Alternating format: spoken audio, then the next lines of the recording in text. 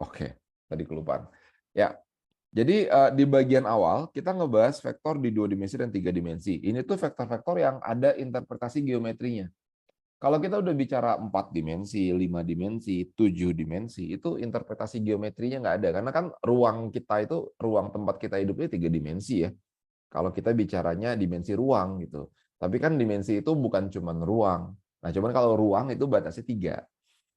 Nah, sekarang tadi saya mau ngomong apa?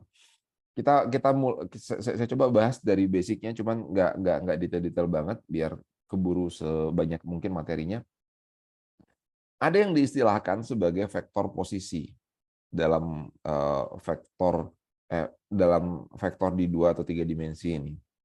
Apa itu vektor posisi? Jadi bayangkan kita punya suatu diagram kartesian, misalkan seperti ini ya. Ini sumbu X, ini sumbu Y, dan kita punya titik 0,0 ya, ini disebutnya titik origin, titik 0,0 atau titik asal.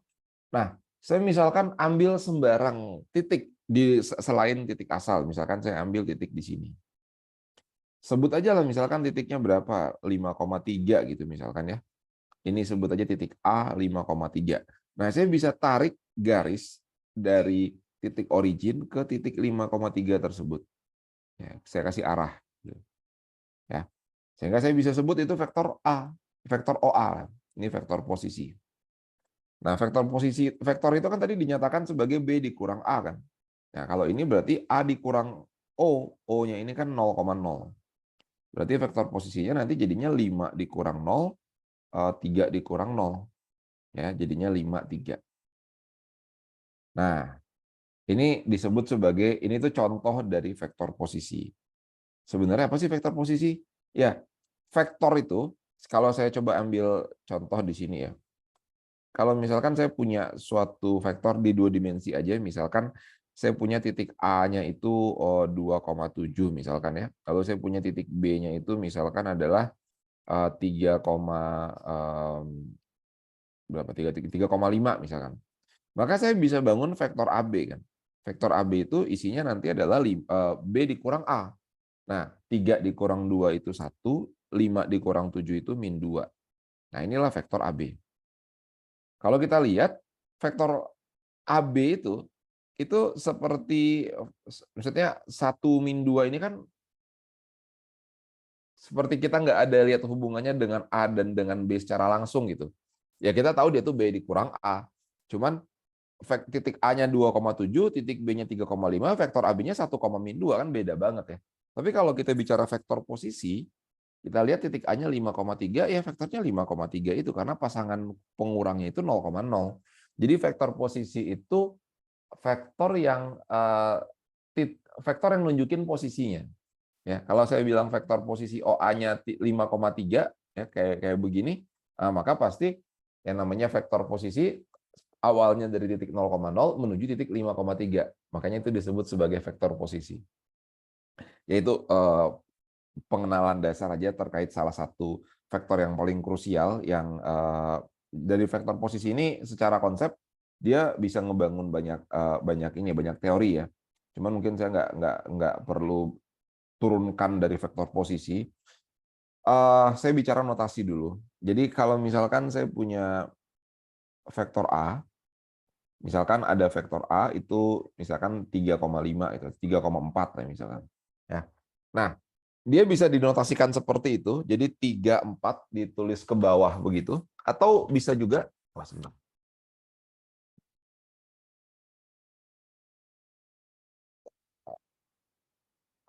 bisa juga dia ditulisnya ke samping. 3,4 ini sama aja. Kalau di buku kalkulus kadang-kadang dia suka pakai kurung siku gitu, 3,4 ini sama aja. Atau bisa juga ditulisnya 3i ditambah 4j, ini sama aja ya. Ya. Jadi ini masalah notasi dan ini sama semuanya ya. Ini sama semuanya. Jadi kita bisa pakai notasi apapun. Kalau saya pribadi lebih suka nulis begini, masalah notasi. Oke. Terus kita bicara ini apa namanya? Kita bicara kan tadi itu kalau vektor itu punya panjang dan punya arah. Nah, gimana cara mencari panjang dari suatu vektor? Nah, panjang dari suatu vektor biasanya dinyatakan sebagai kayak tanda mutlak tapi double begitu, ya. Panjang vektor A dinyatakan seperti itu, dirumuskan sebagai A1 kuadrat ditambah A2 kuadrat diakarkan. Kalau vektornya di R2. Kalau vektornya di R3 ya tambah lagi tuh. Contohnya yang di atas ini. Kalau kita punya vektor A begitu, maka panjang vektor A, saya tuliskan sebagai kayak tanda mutlak double begitu, dibacanya norm ya. Ini tuh dibacanya norm A. Atau kalau di bahasa Indonesia kan norma, cuman saya nggak enak aja ngomong norma. Norm A itu jadinya adalah 3 kuadrat tambah 4 kuadrat diakarin. Jadi kayak Pitagoras sih. Ini jadinya 5. Nah, ini basic-basicnya ya. Basic-basicnya terkait vektor. Mengenalkan kembali apa itu vektor di 2 dimensi, di 3 dimensi, dan kita bisa perluas pemahamannya sampai n dimensi. Nah, kalau kita bicara vektor di 2 dimensi, di 3 dimensi, kita punya interpretasi geometrinya. Ya. Kalau misalkan saya bilang misalkan ada vektor 5, 3, itu kan artinya ada 5 langkah ke kanan, 3 langkah ke atas gitu ya. Jadinya 5, 3. Cuman kalau kita udah bicara vektor di n dimensi, sudah tidak ada lagi interpretasi geometrinya. Jadi kalau misalkan saya punya vektor di dimensi 5 gitu ya, di 5 dimensi, misalkan R5. Contohnya misalkan saya punya vektor V, misalkan isinya apa? Ya isinya misalkan -1, 0, 1, 2, 3. Nah, ini tuh vektor di R5. Interpretasi geometrinya kita udah nggak punya ya. Kita nggak bisa gambarkan ini. Jadi dia secara matematis saja kebutuhannya. Nah, ada banyak operasi vektor seperti penjumlahan, pengurangan. Mungkin saya nggak bahas itu secara detail ya. Saya bahas inti dari operasi vektor itu 2, dot product dan cross product ya. Nah, di bagian ini nih, di bagian dot product sekarang ya. Dot product, cross product. Cross product ini paling bawah sih di sini. Ya kita masuk ke dot product dulu.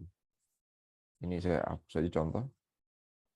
Jadi kalau kita bicara terkait dot product, nah dot product itu apa ya? Dot product itu operasi 2 buah vektor yang hasilnya itu skalar. Jadi nanti ini hasilnya itu skalar. Oke, jadi dot product itu bisa dinyatakan sebagai kalau saya punya ada vektor A, saya dotkan dengan vektor B, maka dot product bisa dirumuskan sebagai panjangnya vektor A ya, atau norm A dikali dengan norm B dikali dengan cos theta. Nah, ini cos ini apa nih? Kok tiba-tiba ada cos? Cos ini tuh kalau interpretasinya adalah sudut yang dibentuk di antara 2 vektor tersebut. Jadi ini ada A, ini ada B. Nah, ini sudutnya. Ya, jadi sudut yang dibentuk oleh 2 vektor tersebut disebut sebagai theta, sudut elevasinya. Nah, itu dipakai di perumusan dot product ya. Jadi A dot B bisa kita nyatakan sebagai panjang A dikali panjang B dikali cos theta. Nah, dengan cara berpikir seperti ini nanti bisa kita turunkan juga, ternyata dot product itu bisa juga dinyatakan sebagai A1B1 tambah A2B2 tambah A3B3. Kalau di vektornya di R3 ya, saya ambil secara umum. Kalau vektornya di Rn, ya udah kita perumum aja dia sampai ANBN. Ya, jadi contohnya ya, misalkan saya punya sebuah vektor, misalkan saya punya vektor U sama vektor V itu di R4 misalnya. Di R4. Nah, maka vektor U misalkan adalah 1, 2, min 1, 0 misalkan. Lalu vektor V misalkan apa isinya? 3, 1, min 2, 0 gitu ya. Ini contoh aja. Jangan 0 semua deh ininya di belakangnya. Misalkan 3 gitu. Maka yang namanya U.V, nah kita nggak bisa pakai rumus yang cos ya. Karena ini udah R4. R4 itu kan udah nggak ada interpretasi geometrinya. Jadi kita bisa bilang bahwa ya U.V itu berarti 1 dikali 3 ditambah 2 dikali 1 tambah min 1 dikali min 2 ditambah 0 dikali 3. Ya. Jadi yang ini dikali ini, tambah ini dikali ini, tambah ini dikali ini, tambah ini dikali ini. Oke. Nah, terus ini jadinya adalah 3 tambah 2 tambah 2 sebentar. Ditambah 0 ya. Jadi ini 7. Jadi. Nah, ini contoh dari dot product. Nah, dot product itu biasanya dipakainya gini. Coba bayangkan kalau misalnya, jadi kan formula dasarnya sebenarnya ini ya, dot product. Jadi tetanya itu adalah sudut elevasi di antara dua vektor tersebut. Coba bayangkan kalau kita punya dua buah vektor yang saling tegak lurus. Jadi A-nya itu tegak lurus sama B. Artinya tetanya 90 ya. Tetanya 90. Berarti nanti dot produknya A dot B itu adalah panjang A dikali panjang B dikali dengan cos 90. Cos 90 itu 0. Ya. Maka nanti kesimpulannya ya A dot B-nya 0. Ya, jadi kita bisa ambil suatu konklusi, yaitu kalau A itu tegak lurus dengan B, maka pasti dot produknya sama dengan 0. Jadi salah satu kegunaan, dan ya bahkan memang seringnya dipakainya cuma buat mencari dia tegak lurus atau enggak sih dot produk itu. Jadi kalau kita mau tahu atau kita mau membuktikan apakah dua buah vektor yang kita miliki itu saling tegak lurus ini kadang bahasanya bisa dipakai istilahnya ortogonal gitu ya. Saling ortogonal atau saling tegak lurus, maka pasti dot produknya sama dengan 0. Jadi tinggal cek aja dot produknya. Oke, ini yang kita sebut dot product ya. Nah, dari dot product ini kita mendefinisikan apa namanya ya tadi? Kita bisa sambungkan dengan definisi panjang. Kan tadi panjang vektor kita bisa rumuskan seperti ini ya. Seperti ini. Nah, kalau kita lihat A1 kuadrat tambah A2 kuadrat ini sebenarnya apa? Ini kan sebenarnya sama aja dengan A dot A. Ya. Kalau kita punya, maksudnya gini, kalau kita punya A dot B, formulanya kan seperti ini. A1B1 tambah A2B2 dan seterusnya. Kalau saya punya A dot A, berarti nanti jadinya apa? A1A1 tambah A2A2 tambah A3A3 dan seterusnya sampai tergantung dimensinya ya. Jadi A1 kuadrat tambah A2 kuadrat ini sebenarnya dot product. Jadi kita bisa hubungkan norm vektor tadi, ya norm dari suatu vektor itu dengan panjang itu hubungannya seperti apa? Ya hubungannya ternyata norm A itu sama aja dengan A dot A, tapi dipangkatkan setengah. Kan diakarkan ujung-ujungnya ya. Jadi norm A itu sama aja dengan A dot A dipangkatkan setengah. Ya, ini norm A.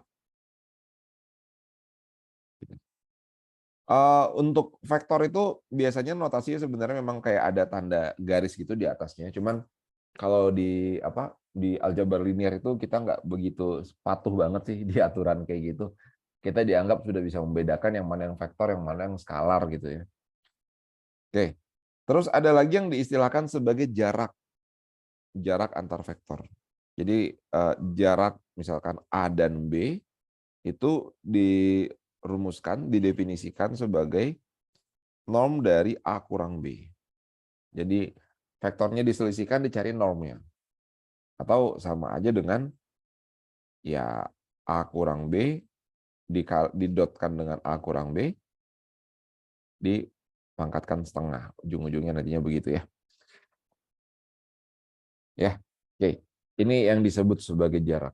Ya, ya udah ini sih kalau yang kita bahas di 6 titik di 3.2. Kalau ada soal boleh ya sekalian. Ada soal mungkin Mbak ini yang soal kuis kemarin atau apa gitu? Biar saya coba bisa menyesuaikan. Masih soal tugas Pak, tapi udah seminggu yang lalu kayaknya. Oh ya boleh boleh, mungkin biar jadi bahan ini aja. Sambil ini coba dikirimin dulu aja. Oke. Nah, kita udah bahas kalian orthogonality ya di sini. Orthogonality. Jadi suatu dua buah vektor dikatakan ortogonal kalau ini udah. Kalau dot produknya sama dengan 0. Ya. Jadi kebutuhannya di situ. Ya. Nah, 3.1, 3.2, 3.3 udah kita bahas. Oh ya, ini kan tadi dia bilang ada Euclidean vector space. Apa sih ini maksud dengan Euclidean vector space?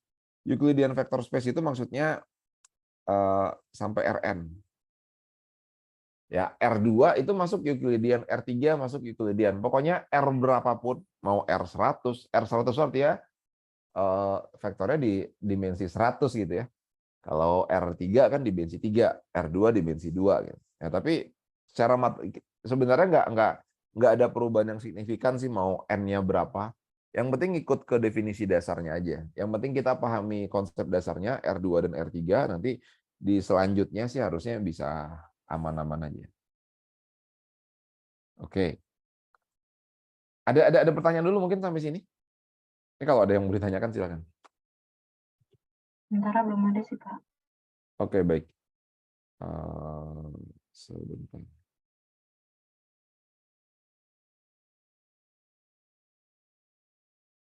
Oke. Nah, selanjutnya kita kalau di sini urutannya dia ngebahas geometri dari ini ya, sistem linear. Jadi ini tuh interpretasi geometrinya. Kita akan fokus di 3 dimensi. Cuman saya lebih suka ngebahas 3.5 dulu. Kita bahas dulu cross product. Jadi kan tadi kita sudah bahas yang namanya dot product ya. Jadi ya ini mirip-mirip lah. Yang satu cross, yang satu dot. Bedanya di mana, penggunaannya seperti apa. Nah, kita coba bahas. Cross product beda dengan dot product yang hasilnya skalar. Cross product ini hasilnya vektor lagi. Cross product ini hasilnya nanti suatu vektor. Gitu. Nah, formulanya seperti apa? Jadi A cross B. Nah, kalau cross itu dia pakai tanda silang ya. Kalau dot ya dipakai titik, namanya juga dot. A cross B itu dapat didefinisikan sebagai determinan. Dapat didefinisikan sebagai ini apa ini?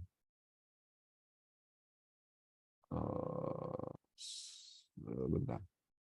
Dapat didefinisikan sebagai determinan dari IJK A1, A2, A3, B1, B2, B3 ya. Determinan dari ini. Nah, ini jadi diingat-ingat lagi materi determinannya. Ya, saya ambil contoh gimana cara menghitung cross product. Misalkan kita punya, oh ya, cross product ini hanya untuk R3. Hanya R3. Jadi hanya untuk 3 dimensi. Dia nggak bisa untuk 2 dimensi, nggak bisa untuk 4 dimensi, nggak bisa. Definisinya hanya diperuntukkan untuk R3. Ya. Kenapa? Nah, nanti kita bahas ya. Jadi kita ambil contoh dulu. Misalkan saya punya vektor A. Vektor A itu misalkan gampangnya 1, 2, 3 gitu ya. Lalu ada vektor B. Misalkan ada -1, 0, 1. Nah, gimana cara mencari cross product? Jadi A cross B itu bisa kita nyatakan sebagai IJK ada 1, 2, 3, -1, 0, 1. Nah, kita cari determinannya. Determinan ini kita cari menggunakan ini, apa namanya, ekspansi kofaktor. Jadi ini diingat-ingat lagi di bab 2 ya. Paling gampangnya menggunakan ekspansi kofaktor. Sebenarnya nggak harus menggunakan ekspansi kofaktor. Kita bisa pakai cara Sarus. Cuman lebih ribet aja karena ya pokoknya lebih enaknya kita pakai ekspansi kofaktor. Jadi kita ambillah baris pertama ya. Nih sambil nge-review lagi ya gimana cara menghitung determinan di matriks 3x3 menggunakan ekspansi kofaktor. Jadi kita ambil yang ini I. Nah, I itu dikalinya sama apa? Dikalinya sama determinan yang bukan baris dan bukan kolomnya kan. Ini baris, ini kolom, ya berarti yang bukan baris yang bukan kolomnya 2301. Ya, I itu berarti dikalinya dengan determinan itu. 2 kurang 0 berarti 2 I. Sedangkan yang J itu dikalinya dengan yang determinan yang bukan baris dan bukan kolomnya. Berarti berapa tuh? 1 kali 1 ditambah 3, 4. Nah, tapi J itu tandanya minus, nilai inversinya. Ini plus, min plus ya. J itu tandanya minus, tadi 1 tambah 3, 4, berarti jadinya min 4. Min 4J. Nah, terus terakhir yang K itu berarti determinan yang bukan baris dan bukan kolomnya ini ya. Berarti 0 ditambah 2, jadinya 2K.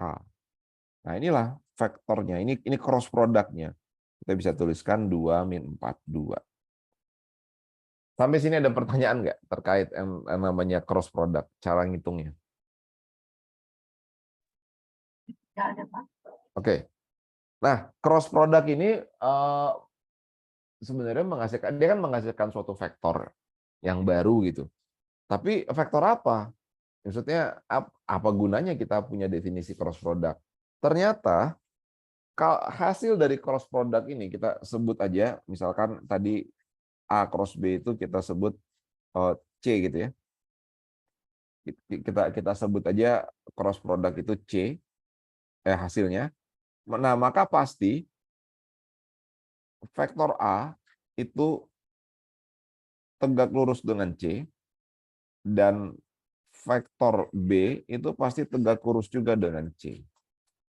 Ya, jadi cross product itu menghasilkan vektor yang tegak lurus dengan vektor A dan vektor B. Jadi kalau kita mengcrosskan A dengan B, kita akan memperoleh suatu vektor yang tegak lurus dengan A dan juga tegak lurus dengan B. Jadi kegunaan dari cross product itu ya menghasilkan sebuah vektor yang tegak lurus dengan sebentar.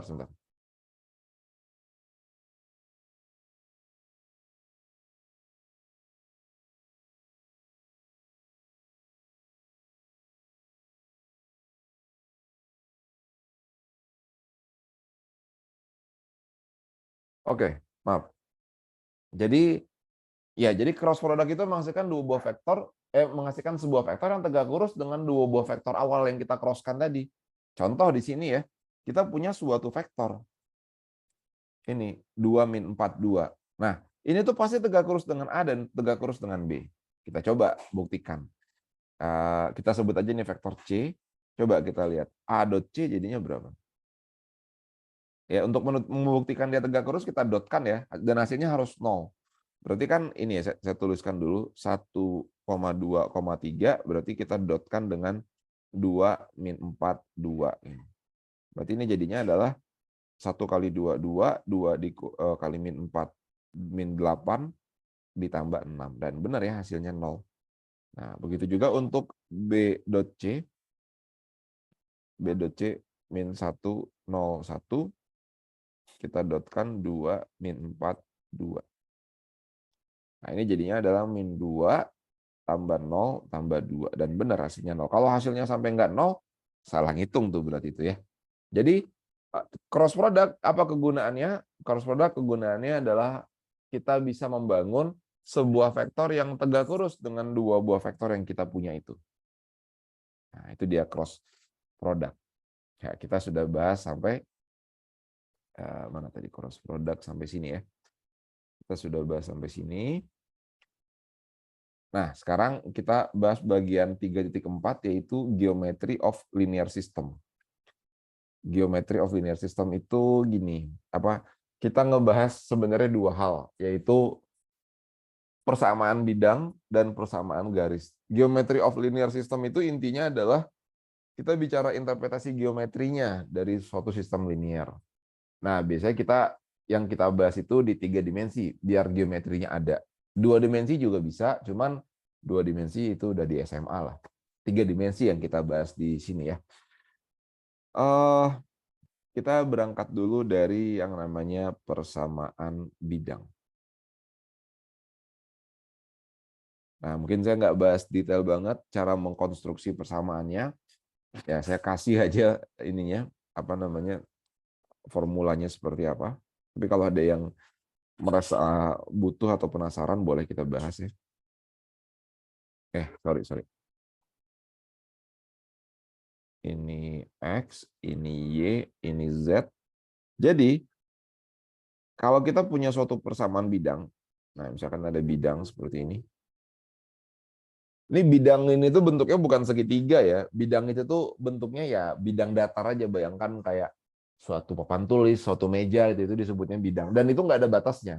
Ini saya cuman kasih ilustrasi kalau di kuadran satunya aja, di oktan satunya aja.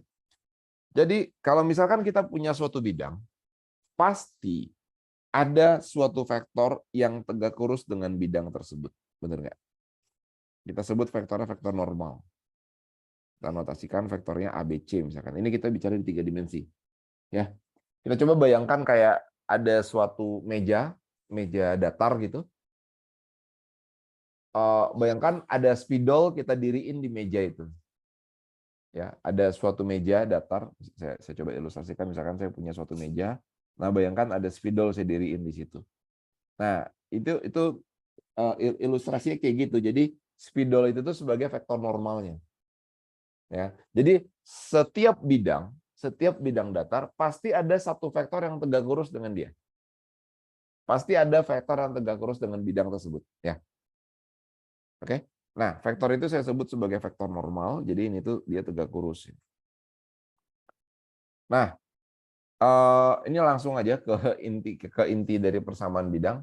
Persamaan bidang itu bisa dinyatakan sebagai A dikali X dikurang X0 ditambah B dikali Y dikurang Y0 ditambah C dikali Z dikurang Z0. Ini formula umum dari suatu persamaan bidang. Ya. Jadi ABC-nya itu apa? ABC-nya itu vektor normalnya. Lalu X0, Y0, Z0-nya apa? X0, Y0, Z0-nya itu adalah titik yang dilalui. Jadi mungkin keterangannya. ABC itu vektor normal ya.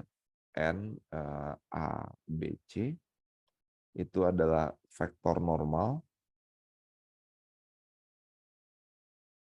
sedangkan X0, Y0, Z0 itu titik yang dilalui oleh si bidang. Titik yang dilalui bidang.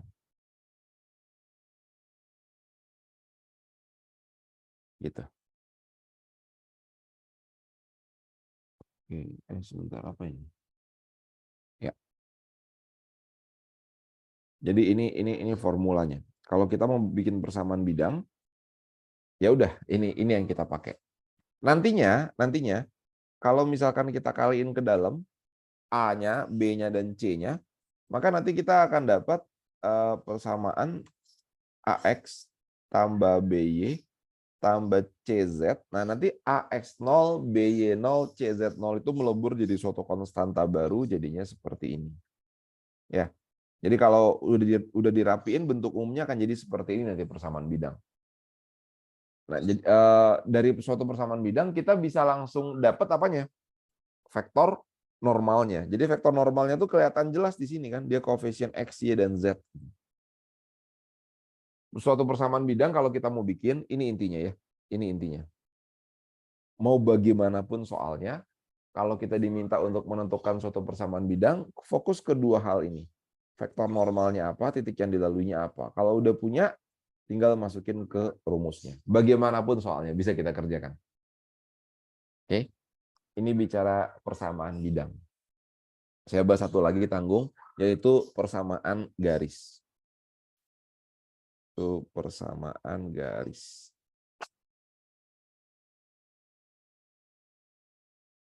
Persamaan garis di sini persamaan garis di 3 dimensi ya. Jadi ini bidang ya, bidang jelas di R3, garis ini yang kita bicarakan juga di R3. Persamaan bidang di persamaan garis di 3 dimensi. Nah, saya coba langsung masuk ke intinya aja. Jadi kalau kita punya suatu persamaan garis, kalau kita punya suatu garis misalkan di 3 dimensi gitu. Maka kalau tadi kita bicara vektor normal. Tadi kan kita bilang suatu bidang pasti ada satu vektor yang tegak lurus dengan bidang tersebut. Kalau di persamaan garis, kita bisa bayangkan mau seperti apapun garisnya, maka pasti ada satu vektor yang sejajar dengan garis tersebut. Ya, kalau tadi tegak lurus, kalau ini sejajar. Ya, kalau di persamaan garis, ya mau kita ambil garis seperti apapun pasti kan ada vektor arahnya gitu ya, vektor sejajar dengan dia. Vektor ini kita sebut sebagai V, ya, vektor arah.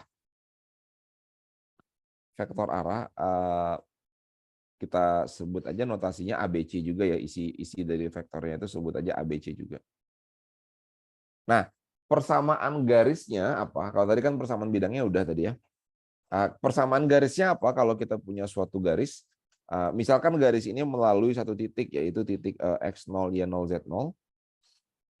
Nah, garis ini persamaannya bisa kita nyatakan sebagai X sama dengan X0 ditambah AT, Y sama dengan Y0 ditambah BT, dan Z sama dengan Z0 ditambah CT. Ini bukan terpisah ya, ini satu paket, memang agak aneh sih ya. Persamaan garisnya itu jadi 3 persamaan seperti ini ya, tapi ini ya memang seperti ini dia persamaan garisnya di 3 dimensi. Jadi dia menggunakan T, ada parameternya ya. Persamaannya itu menggunakan parameter. Ya, ini dia persamaan garis di 3 dimensi. Selesai. Ya. Yang kita butuhkan apa? Yang kita butuhkan sama kayak yang di atas tadi, ada vektor V, kalau tadi itu vektor normal, kalau ini vektor arah. Pahami perbedaannya ya, kalau vektor arah itu yang searah dengan garis, kalau vektor normal itu yang tegak lurus dengan garis, dengan bidang. Ya. Sama satu lagi yang kita butuhkan adalah X0, Y0, Z0, itu adalah titik yang dilalui. Oke, sampai sini mungkin ada pertanyaan, atau ada soal. Ini kita udah kelar ngebahas bab 3. Ini titik yang dilalui garis. Ada soal mungkin, atau ya apapun, mungkin soal kuis pernah, atau ada soal tugas atau apa, biar kebayang penggunaan materi yang kita bahas ini itu barusan gimana.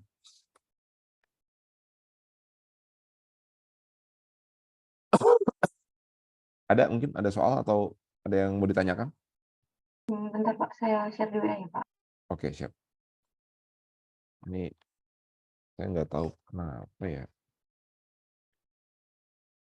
Colokan laptop tapi nggak ngecharge, harus digoyang-goyang dulu.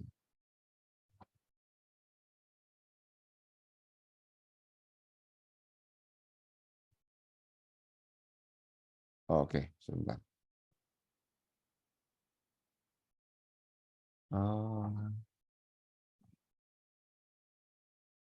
Fine, oke, oke. Baik. Ini soal dari buku ya.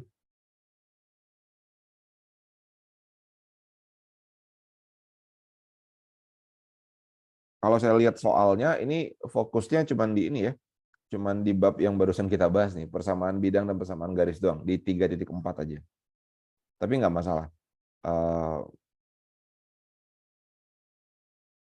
Ya, yang penting ada kebayang lah. Memang yang paling, jujur aja, kalau menurut saya yang paling dibutuhkan latihan ya dari 5 sub bab di bab 3 ini, itu yang ini 3.4. Karena memang dia butuh butuh kemampuan membayangkan gitu. Kalau yang lainnya tuh, karena soalnya pasti soal cerita. Soalnya pasti soal cerita. Nah, kita coba masuk ke soal latihan yang ini tadi. Oke. Find a terminal point key of a non-zero vector P key with initial point and such that U has the same direction. Oh, find a terminal point key. Terminal point ini apa maksudnya? Terminal point key di mana of a non-zero vector U. Jadi U dengan initial point-nya itu P dan has the same direction as ini. Initial point-nya P, U of O non-zero. Oke. Apa namanya? Saya nggak tahu terminal point ini apa maksudnya, dan U-nya ini vektor yang seperti apa. Is oppositely direction. Has the same direction. Ya, kalau yang saya tangkap sih gini ya. terminal point. Ntar, saya coba baru ngeh juga ada istilah terminal point. Sebentar. Terminal point itu apa ya? Ini soal dari bab 3.1 sih Pak. Ini ngurut Oh, gitu. Kalau yang ini 3.1 ya. kalau yang Terminal. selanjutnya ini 3.2, terus nomor 15 ini 3.3, Oh, oke. terus yang ini 3.4 yang nomor 19. Oke, ya. Saya cuma kurang familiar dengan istilahnya vector with initial point P and terminal point Q berarti ntar, ini berarti 2 min 1 min 3 tambah 4 Q dikurang P berarti 1 min 1 sama 2 yang ini ya. Oh, oke. Udah, saya lihat contoh soal di internet. Oh, berarti ininya maksudnya. Jadi kalau tadi saya ngebahas, saya baru tahu istilahnya itu terminal point dan initial point. Jadi kalau tadi saya ngebahas misalkan saya punya suatu titik P di sini, lalu ada titik misalkan titik Q di sini, maka kita bisa sambungkan kan PQ. Nah, P-nya ini disebutnya sebagai initial point.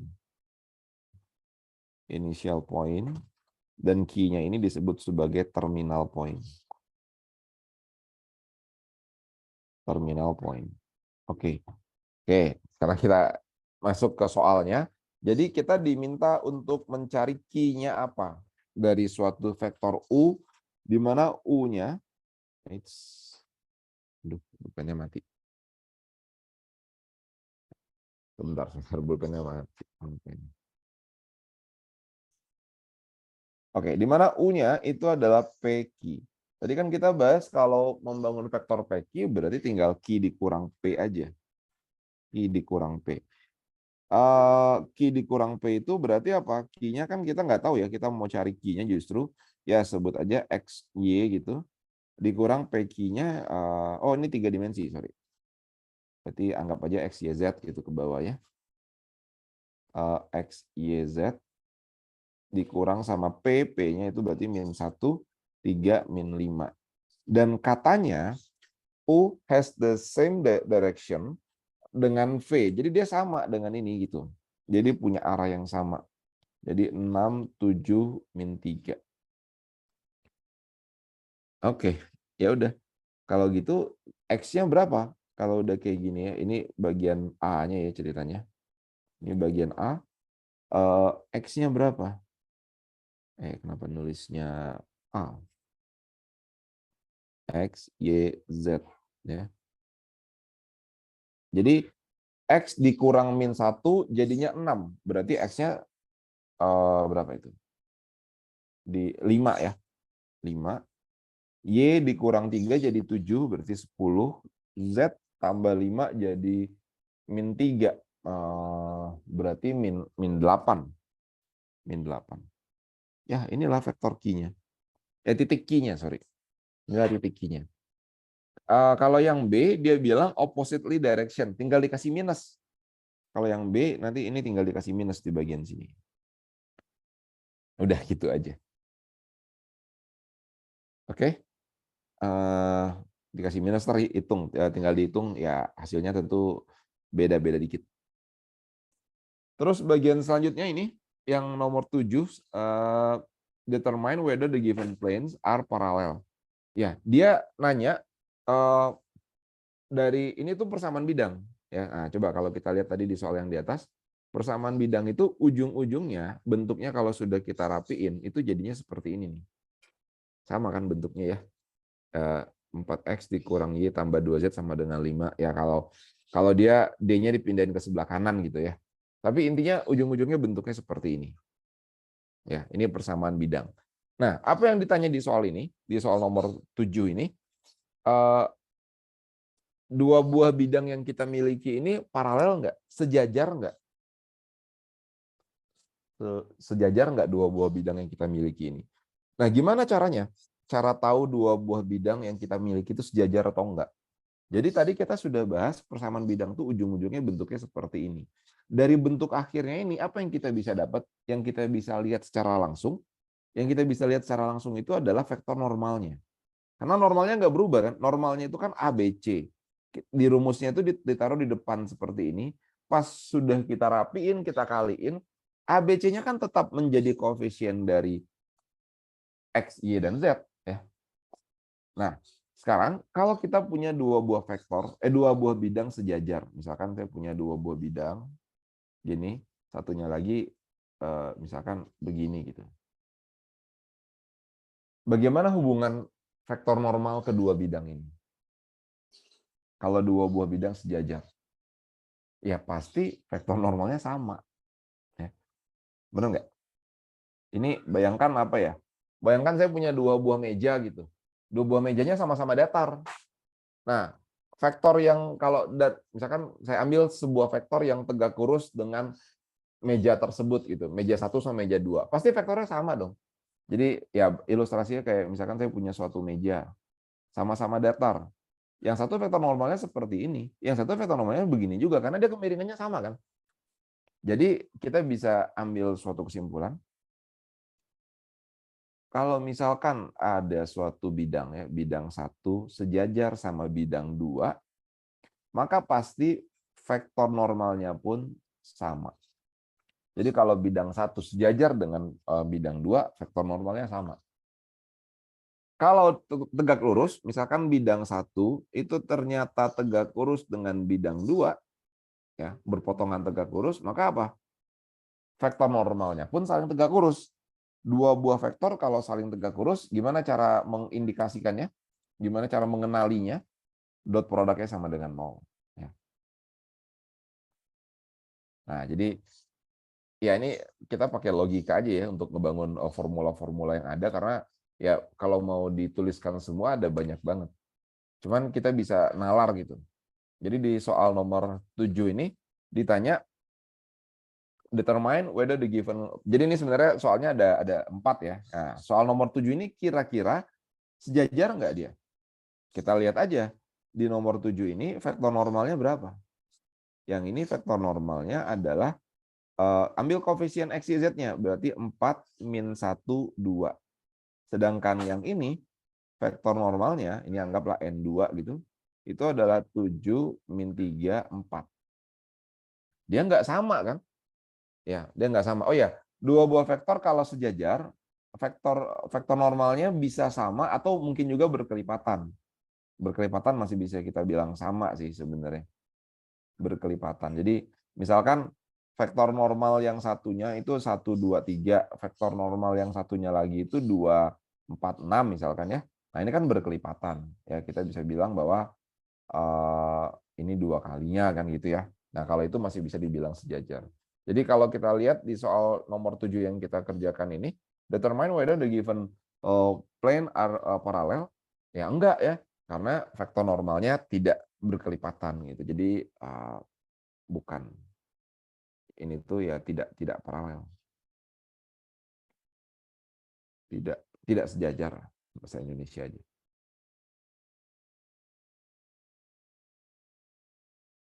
Oke. Ini tadi hapus saja. Ada pertanyaan di nomor 7? Silakan.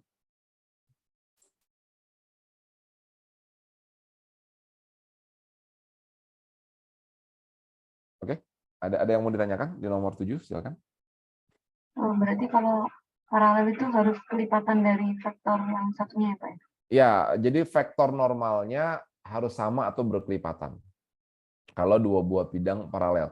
Saya sarankan ini bukan dihafalkan ya, tapi kita coba bayangkan gitu. Bayangkan. Ya kalau ada dua buah bidang sejajar, pasti vektor normalnya sama dong. Atau mungkin panjangnya beda gitu. Jadi dia bisa dibilang berkelipatan lah vektor normalnya.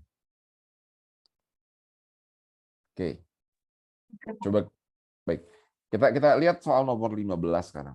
Pertanyaannya adalah find vector and parametric equation of the plane in R3 yang melewati origin dan ortogonal dengan V. Nah, gimana itu? Ya. Jadi kita disuruh mencari apa?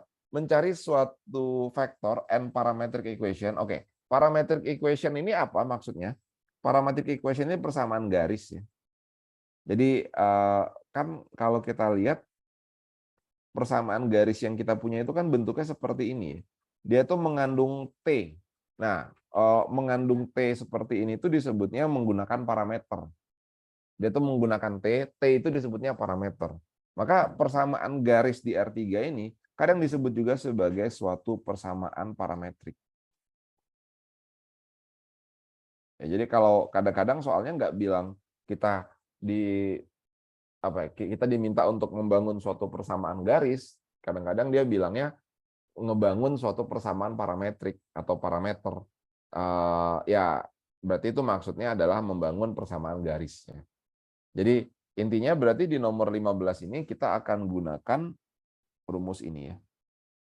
Find vector and parametric equation of the plane in R3 yang melewati titik origin. Nah, jadi kita diminta untuk membangun suatu persamaan garis yang melewati titik origin itu titik 000, dan bidang tersebut ortogonal dengan V. Kebayang nggak maksudnya?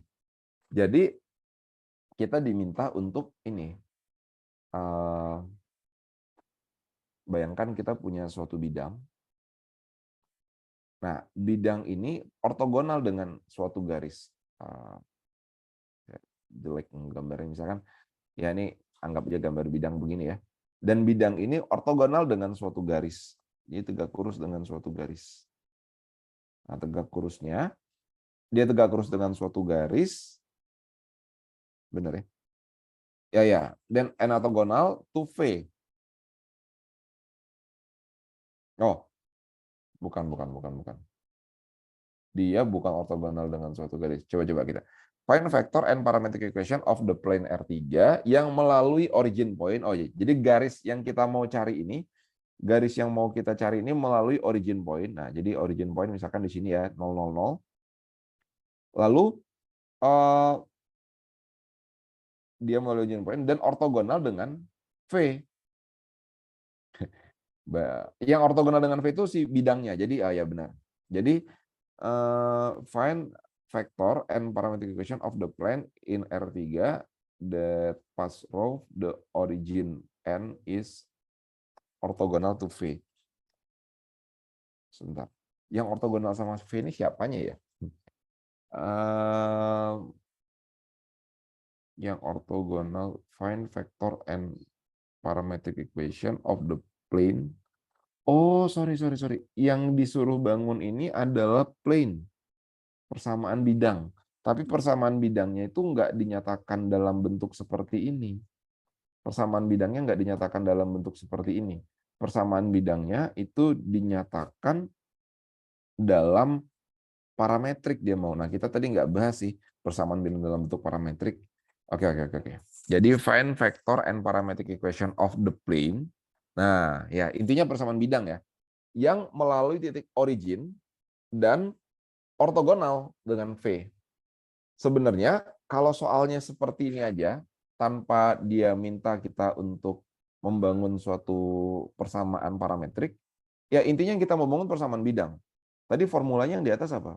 A, X dikurang X0, B, Y dikurang Y0, ditambah C, Z dikurang Z0. Ini persamaan bidang nih, ya. Tapi nggak dalam parametrik, ya. Tapi kalau mau bikin persamaan bidang aja, ini kita bisa pakai. Di mana X0, Y0, Z0-nya itu nantinya adalah 000,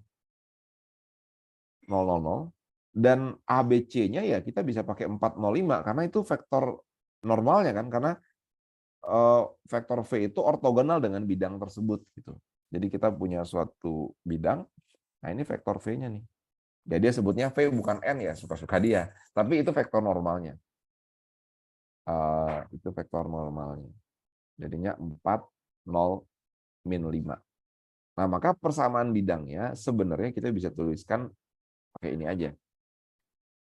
Jadinya adalah 4 dikali X dikurang 0, ditambah 0, dikali Y dikurang 0, ditambah min 5, berarti dikurang 5, dikali Z dikurang 0. Maka nanti ini akan jadi 4X dikurang 5Z. Udah, seperti ini aja sebenarnya. Kalau dia cuma minta kita mencari persamaan bidangnya. Nah, cuma memang masalahnya di sini adalah kita diminta bukan hanya mencari persamaan bidangnya, tapi dinyatakan persamaan bidangnya itu dalam parametric equation of the plane. Ya, hint-nya itu ini, construct two non-parallel vector yang ortogonal dengan V. Nah, ini nggak menarik sih sebenarnya soal ini tuh. Jadi kita maksudnya ini tidak menguji konsep sebenarnya. Jadi kita masuk ke ini, ke persamaan yang ini, tapi tambahin satu lagi vektornya. Oke, X0 Y0 Z0-nya tetap 000 ya, berarti ini jadinya ya udah 000. Nah, kita konstruk itu dua buah vektor yang ortogonal dengan 40-5. Kita konstruk dua buah vektor yang ortogonal dengan 40-5. 40-5. Apa vektornya? Ya, bikin-bikin aja. Yang tegak lurus dengan 40-5. Misalkan apa? Misalkan saya bikin apa ya? 010. Bisa kan? 010 kan tegak lurus dengan 40-5. Tahu dari mana? Coba didotkan aja. 4 kali 0, 0, 0, 0. Dijumlahkan jadi 0 kan? Kan dot produknya harus 0. Satu lagi apa? Satu lagi misalkan Q2. Ya, ambil aja 504. Ini kalau di dot produkkan dengan V jadi 0 juga kan? Coba. 4 kali 5, 20. Tambah 0, kurang 20. Jadi 0 juga. Nah, tapi ini sebenarnya bukan soal yang bagus untuk latihan ya, karena ini soalnya cukup intuitif. Vektor ini bisa beda-beda nanti. Jadi kalau lihat kunci jawaban sama jawaban saya pasti beda. Tapi vektornya sebenarnya bisa banyak banget jawabannya. Jadi ini jadi 0 T 1T berapa tuh? 0T ditambah, anggap ini T1 T1 T1 ditambah satu lagi 5T2 0T2 sama 4T2. Atau kalau kita rapiin, kita bisa nyatakan ini sebagai X, Y, Z. Berarti 5T2 T1 sama 4T2. Ya. Ini parametric equation yang dia maksud. Tapi ya bagian ini aja sebenarnya jawabannya ya. Bagian yang dari sini ke bawah. Bagian yang ini itu jawaban kalau pertanyaannya nanya persamaan bidang aja. Ya tapi ini bukan soal yang baik sih. Kenapa saya bilang bukan soal yang baik itu dia nggak menguji apa ya? Ya dia lebih ke ngide-ngide aja. Karena jawabannya nggak unik. Jawaban ini tuh bisa macam-macam banget. Kan hint-nya aja kan construct two non-parallel vectors or yang ortogonal dengan V. Ya kita cuma diminta untuk mencari dua buah vektor yang ortogonal dengan V. Ya kan bisa macam-macam. Ya, kalau kita punya suatu vektor, vektor yang tegak lurus dengan vektor yang kita punya itu ada banyak banget. Ya, yang kalau didotkan jadinya 0 gitu maksudnya ya. Ada pertanyaan nggak mungkin? Ya ini bukan soal yang baik sih untuk menguji konsep nomor 15. Oke, kita lanjut dulu mungkin ke nomor 19. Nah, determine whether U, V, and W lie in the same plane when positioned so that their initial points coincide. Oke, jadi kita diminta ngecek apakah vektor yang kita miliki ini terletak dalam satu bidang atau enggak ya. Dilalui oleh bidang yang sama gitu ceritanya. Nah, pakai apa gitu? Ini sebenarnya pakai determinan, cuman tadi saya nggak bahas materinya ya. Ini sebenarnya lanjutan dari aplikasi cross product. Jadi tadi cross product, nah ini sebenarnya ini bukan ya udah. Oke. Kalau tadi kan cross product itu hasilnya vektor ya. Jadi kalau kita punya A cross B, kita hitung nanti menghasilkan suatu vektor C. Nah, vektor C-nya ini pasti tegak lurus dengan A dan dengan B. Begitu. Nah, sekarang coba kalau saya gabungkan, satu saya cross-kan, yang satu lagi saya dot-kan. Jadi misalkan saya punya vektor A di-cross-kan dengan B, nanti hasilnya saya dot-kan dengan C. Jadinya apa? A cross B, kalau A cross B aja, tadi kan rumusnya begini. Kalau A cross B itu IJK A1, A2, A3, B1, B2, B3. Itu kalau A cross B. Kalau nanti didotkan lagi dengan C, maka IJK-nya ini bisa kita ganti dengan C1, C2, C3. Ya. Oke. Ini boleh dibalik ya. Dot produk itu kan suatu skalar. Jadi dia nilainya bisa nilainya bisa ditukar gitu. Jadi A cross B dot C itu sama aja dengan C dot A cross B itu sama aja. Ya. Nah, ini dia. Terus hubungannya apa tadi sama persamaan apakah tiga buah vektor itu dilalui oleh suatu bidang atau enggak? Kalau misalkan A, B, C terletak di satu bidang,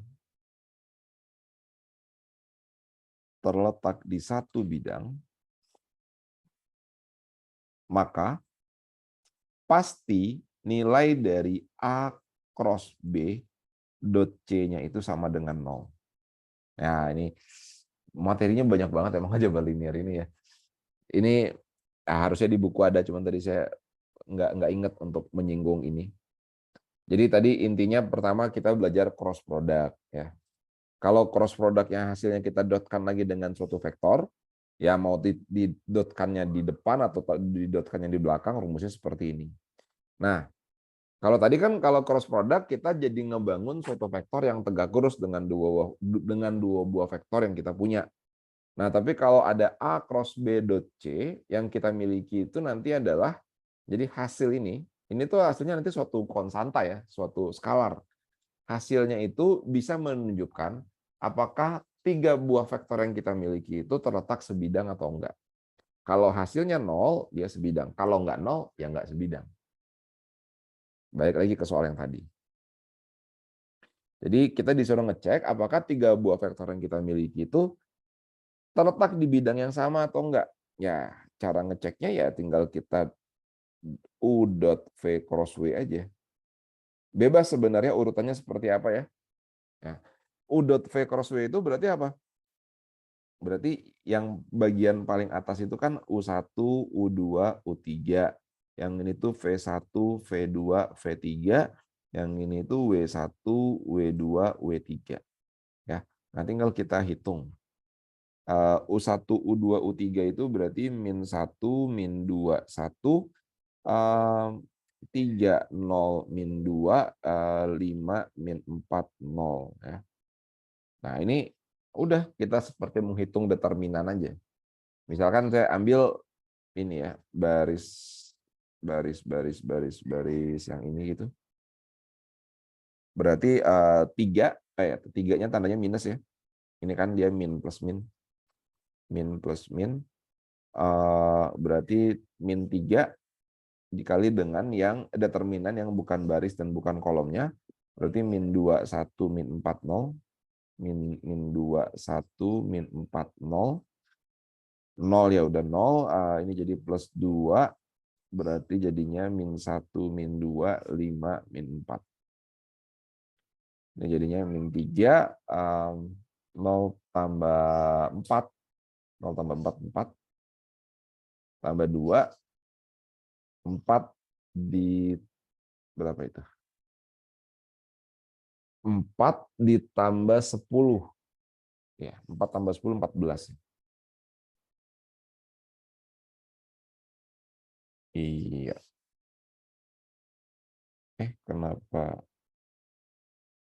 Kenapa matriksnya itu? Oh iya benar-benar. Min 1, min. Ya. Dan ini berapa hasilnya? Ini hasilnya 16 ya. Dan 16 kan tidak sama dengan 0. Nah, berarti Dia tidak terletak di satu bidang gitu ya. Jadi kita bisa bilang UV sama W tidak satu bidang. Gitu. Ada pertanyaan atau ada soal lagi mungkin di bab 3 ini yang kita mau bahas? Oh, tadi sebenarnya sih soalnya ada yang tentang mencari area seperti itu, Pak. Tapi kan sebenarnya udah ada rumusnya sih, tinggal masukin aja. Oh Gitu, iya Pak. ya. Oh, mencari area ya. Oh, areanya. Area, volume, kayak gitu. Sebenarnya udah ada rumusnya sih, Pak. Jadi ya udah tinggal ngerjain aja, nggak yang bingung-bingung gitu. Oh, oke oke oke. Ya, itu sebenarnya kalau area itu dari cross product ya, kita bisa ambil. Tadi saya nggak bahas juga. Oke oke. Saya bahas sedikit ya. Tadi mana tadi cross product. Nah, ini. Jadi cross product ini kegunaannya banyak. Pertama untuk mencari yang tadi tuh. Untuk oh ya, kan tadi ini tuh kalau misalkan dia terletak di satu bidang, maka ininya pasti nol. Kalau nggak nol, apa yang ditunjukkan oleh hasilnya itu? Misalkan tadi 16 hasilnya kan. 16 itu apa ya? Nilai apa? Ya. 16 kalau dia nggak nol, maka hasil yang diperoleh itu adalah volume dari paralelepiped. Jadi apa namanya? Sebenarnya interpretasi jadi gini. Cuman ini tuh susah untuk digambar, jadi saya males. Nah, jadi anggap aja ini ada vektor A, ini ada vektor B, ini ada vektor C. Nah, lalu saya kasih garis bantu.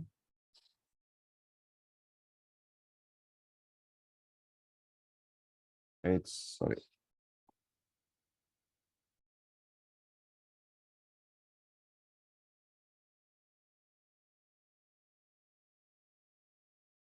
Ginilah pokoknya ya. Jadi bayangkan aja kayak ini loh, kayak kita punya tumpukan kartu gitu, tumpukan kartu remi misalkan ya, kan ditumpuk, dia jadi kayak satu balok begitu. Terus kita miringin, kita geser gitu, jadi ntar bentuknya agak miring, susah gambarnya itu. Misalkan dia begini, kita miringin, jadi dia nggak jadi balok lagi, dia mudah-mudahan kebayang maksudnya. Jadi kita miringin kayak gitu. Nah, itu disebutnya paralelepiped. Saya nggak tahu bahasa Indonesianya apa. Nah, hasil dari determinan ini adalah volume dari itu. Gitu. Nah, sekarang satu lagi tadi karena tadi ngomongin luas ya. Kan apa namanya? Kalau kita punya dua buah vektor A cross A dan B, itu kan pasti punya sudut elevasi ya. Kalau di 3 dimensi. Jadi ini A, misalkan ini B. Kalau misalkan A-nya tadi kita cross-kan dengan B, kalau A cross B aja, kita akan dapat suatu vektor. Tapi kalau A cross B ini kita hitung panjangnya, maka yang akan kita peroleh itu adalah luas dari jajaran genjang di sini. Jadi area dari ini itu dirumuskan dengan panjang dari A cross B. Ya. Jadi dua buah vektor itu kita cross-kan dulu, lalu kita cari panjangnya. Nah, kadang-kadang ada soal gini. Misalkan kita punya titik kita punya titik di sini, titik di sini, titik di sini. Ini anggap titik A, titik B, titik C gitu ya. Kita diminta untuk mencari luas segitiganya. Titiknya di 3 dimensi. Wah, kalau kita mau hitung panjangnya masing-masing dulu, nanti pakai apalah, pakai kalkulus, bisa, tapi akan lumayan panjang. Nah, idenya adalah kita bangun aja ini vektor AC sama vektor AB. Dua buah vektor, terus kita cross-kan dan kita cari panjangnya. Nanti yang kita dapat itu pasti luas dari jajaran genjang ini. Yang kita mau kan luas segitiganya doang, tinggal dibagi 2. Gitu. Saya tuliskan ya biar nanti bisa dibaca lagi. Misalkan kita diminta untuk mencari ini 3 buah titik. Mencari luas segitiga dari 3 buah titik. Idenya adalah kita bangun aja 2 buah vektor. nggak harus AC dan AB sih. Yang penting kita sambung-sambungkan jadi dua buah vektor. Ya, AC sama AB boleh, CA sama CB boleh, BA sama BC boleh, terserah. Nah, nanti area dari ini, ya luasnya itu bisa kita nyatakan sebagai, jadi idenya sama, kita bangun vektor AC, kita cross-kan dengan vektor AB. Cuman kalau begini aja kita cari panjangnya langsung, nanti yang kita peroleh itu adalah luas jajaran genjang yang dibentuk. Karena kita mau cari luas segitiganya aja, nanti tinggal kita bagi 2 gitu. Dari situ. Luas yang ini maksudnya, Mbak? Benar atau ada luas yang lain? Iya benar Pak. Oh iya benar ya. Ya, ada rumus-rumus lain sebenarnya kayak mencari luas ini bisa juga panjang A dikali panjang B dikali sin theta, tapi saya kira mencari sinnya repot sih. Mendingan kita cross-kan aja, lalu nanti dibagi 2 untuk mencari luas segitiga. Kalau ada soal yang mau dibahas, boleh. Kalau enggak, mungkin kita masuk ke bab 4. Nah, bab 4-nya mungkin saya... soal kuisnya ada nggak, Mbak? Saya coba mau lihat dulu. Bab 4, soal kuisnya ini Pak, apa kan di layar gitu kan, jadinya kita langsung suruh tulis tangan, terus Oh, ketika itu langsung ngumpulin juga, gitu. oke. Oke, ya udah nggak apa-apa. Gini, di bab 4 ini, nah, seperti yang saya bilang tadi ya, ini tuh dibahasnya cukup beda-beda. Maksudnya beda-beda itu artinya ini tuh terpisah sendiri. Dia 4.1, 4.2 sama 4.3 sampai 4.5 tuh bisa dibilang nyaris nggak ada hubungannya. Ya, kalaupun ada sedikit banget, cuman istilah-istilahnya, cuman kita memandangnya dari hal yang berbeda. Ini juga beda, ini juga beda. Nah, kita coba masuk dulu ke 4.1. Kalau ada soal latihannya, mungkin boleh ya kita coba bahas kalau ada. Kalau soal latihannya seringnya dosennya ngambil di buku sih Pak, dipilihin gitu nomornya. Oh, oke, boleh. Kalau Tapi ada, belum dikasih Pak, oke, belum dipilihin oke, siap. untuk saat ini. Jadi kita bahas dulu 4.1. 4.1 itu tadi judulnya adalah real vector space, ya, ruang vektor di bilangan real gitu. Saya pakai bahasa Indonesia aja, ruang vektor. Berarti ini sudah pernah dipelajarin ya materinya ya, karena ini cukup abstrak. Jadi ya untung sudah pernah disinggung di kelas, setidaknya sudah pernah disinggung. Jadi apa sih yang dimaksud dengan ruang vektor? Kalau tadi sebelumnya kita masih boleh mengatakan vektor itu adalah suatu besaran, suatu satuan atau ya suatu besaran yang punya panjang dan punya arah. Tapi di 4.1 pernyataan itu mungkin benar, tapi vektor itu lebih luas dari itu. Ya, yang kita sebut sebagai ruang vektor itu lebih luas dari itu. Jadi apa itu ruang vektor? Nah, ini definisinya. Jadi suatu himpunan V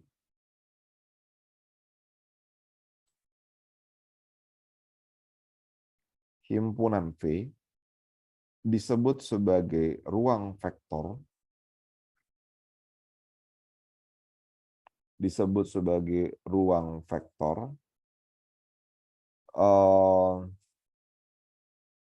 atas bilangan real jika memenuhi 10 kriteria. Jika memenuhi 10 aksioma atau 10 syarat atau apalah kita sebutnya ya. Jika memenuhi 10 hal. Ya. Oh ya, sebelumnya V-nya ini tuh sudah punya operasi. Operasinya operasi tambah lah kita bilang. Tapi tambah di sini tambah tanda kutip. Karena dia nggak beneran kita lakukan penjumlahan. Bisa jadi beneran tapi lebih general. Intinya satu operasi. Nah, ini udah mulai abstrak ya. Jadi tambah di sini tuh bisa jadi bukan tambah sebenarnya. Tambah di sini tuh hanya suatu simbol yang mewakili suatu operasi. Bisa aja tambahnya nanti jadi kali, bisa aja tambahnya jadi apa gitu. Tergantung si pembuat soal mendefinisikannya seperti apa. Ini udah mulai aneh. Jadi tadi kan ruang vektor itu apa? Adalah suatu ruang yang memenuhi syarat-syarat ruang vektor. Nah, ruang vektor ini syaratnya ada 10. Yang pertama, kalau kita punya U dan V di, nah jangan U dan V deh, misalkan A dan B. Vektor A dan vektor B itu anggota V, maka haruslah A tambah B-nya itu tetap menjadi anggota V. Nanti kita pakai contoh ya. A tambah B-nya itu haruslah tetap menjadi anggota V. Kalau misal, terus yang kedua, A sama B-nya ini harus bersifat komutatif. Jadi vektor-vektor yang ada di sana harus bersifat komutatif. Jadi A tambah B itu harus sama dengan B tambah A. Untuk setiap A sama B yang merupakan anggota V. Itu yang kedua. Jadi intinya sifat komutatif. Yang ketiga, bersifat asosiatif. Jadi kalau ada A ditambah B ditambah C, misalkan B tambah C-nya yang diduluankan, nah dia itu nilainya harus sama dengan A ditambah B, A ditambah B ditambah lagi dengan C. Harus sama. Ini disebutnya sifat asosiatif. Mungkin kita udah tahu ini ya. Cuman kadang tuh kita mikir, lah ya pasti begitu dong. Sebenarnya enggak, tergantung operasinya. Tergantung makhluknya apa nih yang kita sebut sebagai V. Ya. Jadi saya ulang sekali lagi, yang kita sebut sebagai V ini nggak mesti vektor Euclid yang tadi, nggak mesti vektor di R2, nggak mesti vektor di R3. Bisa aja V ini adalah suatu polinomial. Bisa aja V ini adalah suatu matriks. Atau bisa aja suatu bilangan real gitu. Bisa aja. Tergantung ya kita mendefinisikan V-nya itu apa. Tadi sampai mana? Jadi, udah. Sekarang yang keempat, terdapat 0. Nah, 0 di sini bukan beneran 0. Belum tentu beneran 0 gitu ya. Terdapat 0 anggota V, sehingga nanti 0 ditambah A bisa sama dengan 0 ditambah A bisa sama dengan A ditambah 0, jadi boleh dibalik ya, sama dengan A itu sendiri. Jadi apa namanya? Ya nolnya belum tentu 0, tambahnya belum tentu tambah. Kalau tambahnya tambah beneran, nolnya pasti 0 beneran gitu. Yang kelima, terdapat minus A. Nah, minus A di sini itu juga belum tentu beneran minus ya. Jadi minus A anggota V untuk setiap A anggota V, sehingga ini saya pakai notasi matematis banget ya. Sehingga A ditambah minus A atau mungkin dibalik minus A ditambah A itu sama dengan 0. Nolnya 0 yang di atas tadi. Ya. Oke. Saya stop di sini dulu. Dia ada 10 sifatnya, tapi saya stop di sini dulu. Saya coba kasih penjelasan dulu. Jadi, ide berpikirnya ya dari materi ini itu adalah gini. Misalkan saya punya bilangan bulat ya. Misalkan saya punya bilangan bulat. Saya tulis coba. Bilangan bulat misalkan ya min 3, min 2, min 1, 0, 1, 2, dan seterusnya. Ini kan bilangan bulat. Kalau saya jumlahkan dengan bilangan bulat lainnya, ya misalkan saya punya, ini kan bilangan bulat itu disimbolkan sebagai Z ya.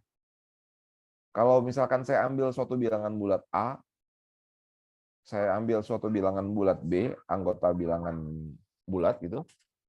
Bilangan bulat ini saya jumlahkan dengan bilangan bulat lainnya itu tetap bilangan bulat nggak? Tetap kan? Jadi min 3 tambah 5, ya tetap gitu.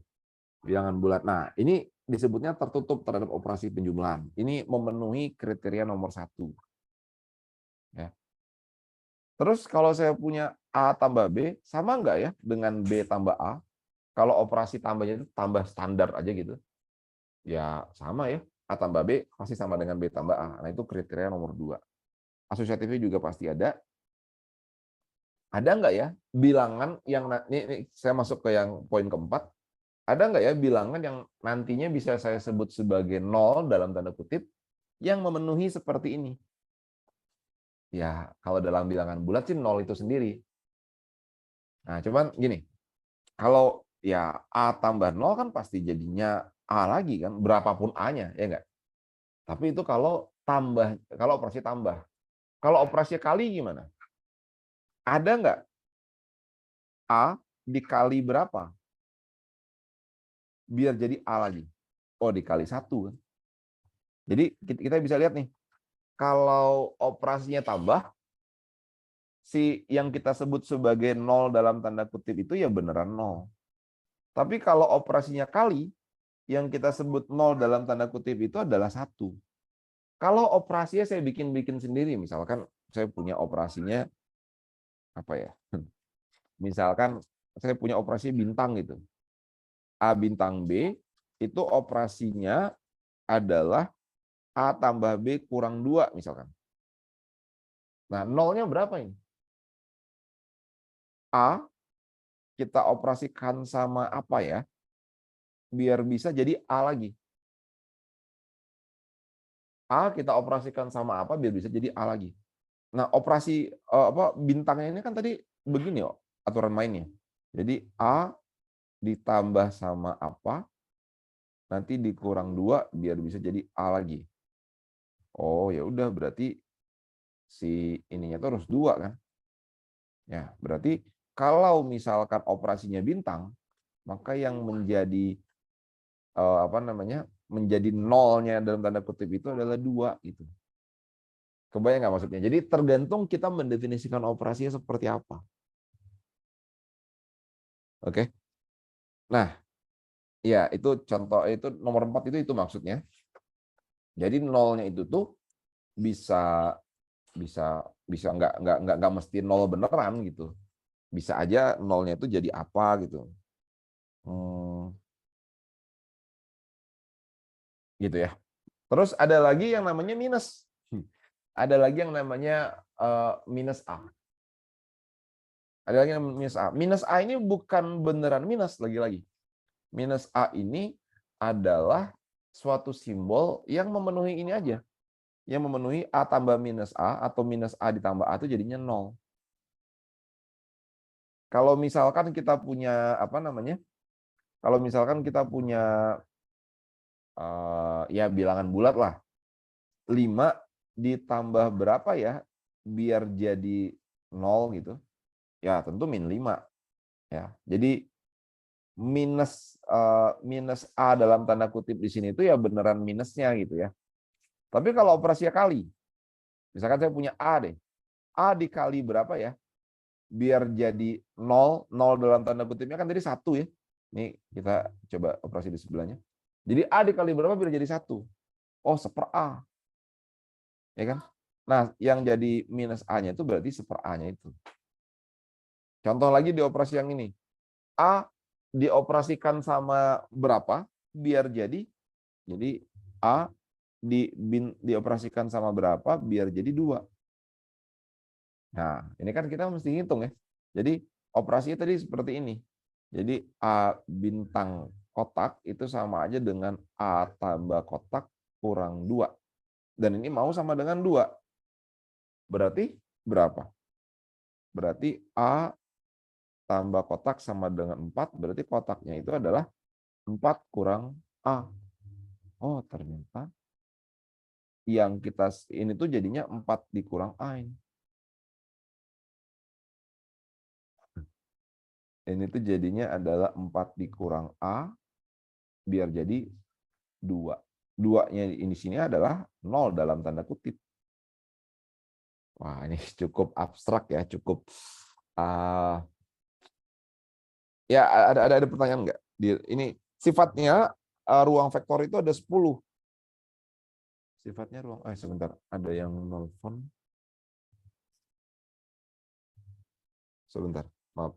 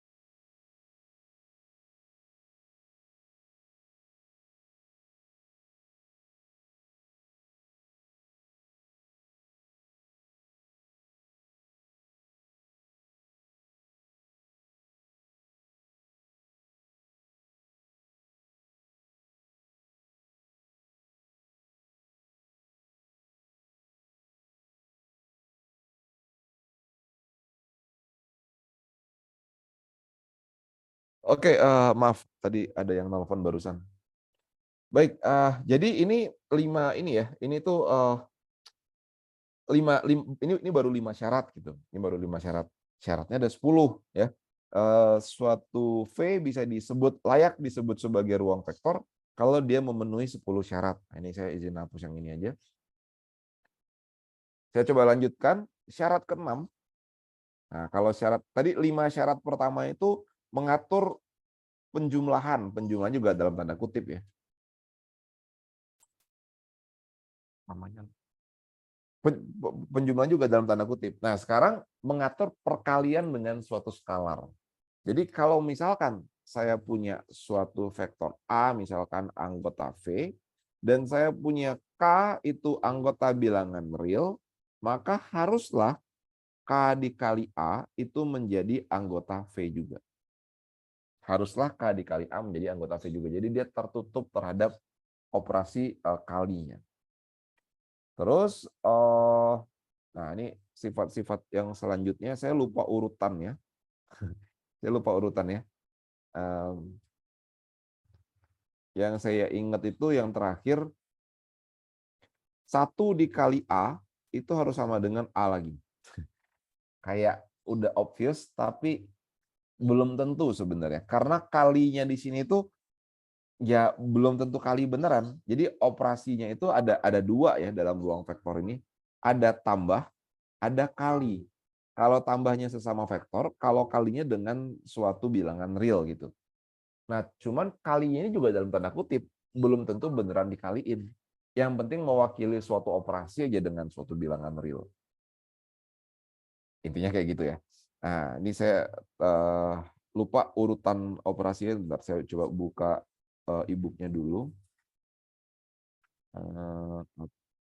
Sorry, Howard Anton ini tuh di bagian bab 4 ya. Saya takut. Sebenarnya nggak masalah sih ketukar-tukar, cuman biar nanti nggak bingung aja. Oke, sifat. Oh ya. Lalu sifat yang ketujuhnya, kalau misalkan saya punya K dikali U tambah V. Jadi U sama V-nya vektor, K-nya suatu skalar ya, suatu bilangan real, maka ini harus sama dengan KU tambah KV. Kayak bisa dikaliin gitu ke dalam. Ya lagi-lagi seakan-akan ini benar gitu, tapi belum tentu ya.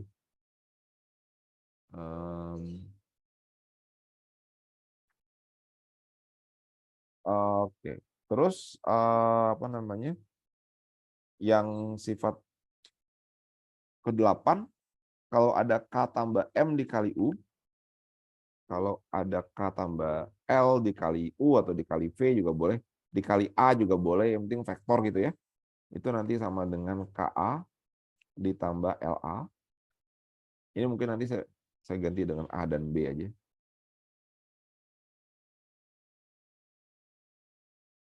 KA, KB. Terus yang terakhir, kalau ada K dikali L, K dikali L terus U, kali A aja. Ini bisa dinyatakan sebagai K dikali L dikali dengan A. Itu dia. Ini 10 aksioma, 10 syarat kalau mau suatu V yang kita miliki itu disebut sebagai ruang vektor. Ini di pelajaran di kelas, Mbak? Iya, Pak. Iya, ya, ini dia ya. Jadi ya contohnya banyak sih sebenarnya, cuman saya mungkin harus ada soal ya. Jadi kalau mau V yang kita miliki itu layak disebut sebagai ruang vektor, kita harus tunjukkan 10-10-nya. Satu aja dilanggar, nah jadi paling enak soalnya memang kalau dia bukan ruang vektor. Satu aja dilanggar, udah dia kita sebut bukan ruang vektor. Kalau operasinya operasi standar aja, misalkan tambahnya ya seperti tambah beneran, kalinya kali beneran, ya itu kemungkinan besar dia ruang vektor. Cuman kalau operasinya aneh-aneh gitu ya, nah itu kita bisa bilang dia bukan ruang vektor gitu. Ada soal nggak ya? Sebentar. Ada soal.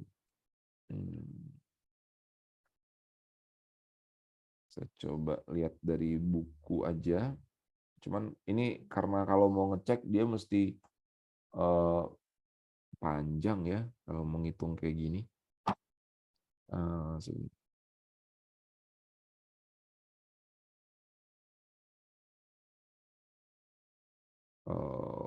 Sebentar. Nanti kalau ada deh ya, kalau ada. Mungkin saya lebih tertarik bahas bagian yang keduanya yaitu subspace. Nah, jadi ini kan ruang vektor ya. Jadi kita punya suatu apa namanya? Suatu himpunan ya suatu himpunan, ada isinya di dalamnya. Nah, isinya ini tuh misalkan kan dia punya anggota ya. Misalkan saya punya V, V-nya ini pasti ada isinya gitu ya. Entah V-nya ini adalah suatu bilangan bulat atau vektor di R2 atau vektor di R3 gitu. Vektor di R2 atau di R3 itu nggak bisa langsung kita bilang ruang vektor. Kalau operasinya operasi standar itu ruang vektor, itu bisa kita tunjukkan. Cuman kalau operasinya udah aneh-aneh, jangan-jangan nanti dia bukan ruang vektor. Bisa jadi tetap ruang vektor. Nah, sekarang kita asumsikan aja, kita sudah punya suatu ruang vektor. Jadi ada V, yang V ini punya operasi tambah dalam tanda kutip dan operasi kali dalam tanda kutip, yang memenuhi 10 syarat ini. Kita asumsikan kita sudah punya V dan memenuhi 10 syarat itu gitu. Kalau kita ambil suatu himpunan bagian di dalam V, contoh misalkan kita ambil gini ya, sebut aja ini misalkan S. Jadi S ini apa? S ini himpunan bagian di dalam V. Dia lebih kecil daripada V. Apakah S-nya ruang vektor juga? Nah, itu pertanyaannya. Jadi, kalau saya punya suatu V itu disebut sebagai ruang vektor, saat saya punya suatu S gitu lebih kecil daripada V, apakah S-nya ini merupakan ruang vektor juga? Ya, kalau kita mau ngecek apakah dia ruang vektor juga, maka tentu kita harus apa? Pastikan dia memenuhi 10 syarat ini. Benar nggak? Tapi kalau kita lihat-lihat ya, A tambah B, kalau A tambah B sama dengan B tambah A, ya pasti mau dibikin ruang yang lebih kecil ini pasti tetap terpenuhi ceritanya. Ya, bagian ininya terpenuhi. Nanti bisa ditunjukkan, sebenarnya S-nya itu pasti memenuhi 2, memenuhi 3, memenuhi 4, memenuhi 5, memenuhi 7, memenuhi 8, memenuhi 9, memenuhi 10. Karena itu sifat yang melekat langsung pada diri setiap elemennya. Yang belum tentu itu adalah 1 sama 6. Coba bayangkan, kita punya A di sini, kita punya B di sini. Kalau V ini ruang vektor, ya, kalau ini tuh ruang vektor, yang dijamin itu apa? A tambah B-nya ada di V. Tapi ada di V-nya itu kan belum tentu di dalam S. Bisa aja A tambah B-nya itu ada di sini. Belum tentu dia ada di dalam S. Jadi kita mesti pastikan itu. Ya. Jadi kita mesti pastikan nomor 1 dan nomor 6 itu terpenuhi. Yang lainnya sudah pasti ngikut. Ya. Kalau misalkan dia itu ruang vektor, ya jadi S yang lebih kecil dari V ini ternyata ruang vektor juga, maka S ini kita sebut sebagai sub ruang vektor atau subspace. Ya. Jadi, saya tuliskan teorinya sekarang. Jadi S itu bisa kita katakan adalah suatu subspace atau sub ruang dari V jika dia harus memenuhi 2 hal. Jika dia harus memenuhi 2 hal. Yang pertama